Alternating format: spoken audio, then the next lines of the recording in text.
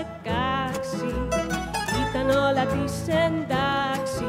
Οι καπίλες και τα φρούτα της τα γνώριμα μέσα σε 1-2 μήνες γίναν όρημα.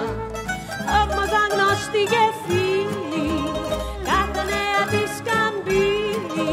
Τα παιδιά της γειτονιάς της την πειράζανε και όταν έβγαινε στους δρόμους της φωνάζανε.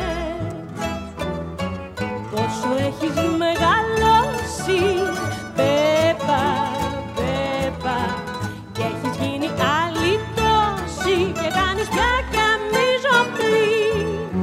Βρε τι πόη έχεις ρίξει, Πέπα, Πέπα, λες και σ' έχουνε τραβήξει σε μέρες έγινες διπλή.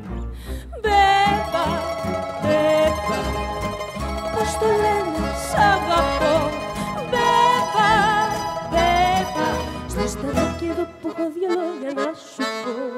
Βρε πως έχεις στρογγυλέψει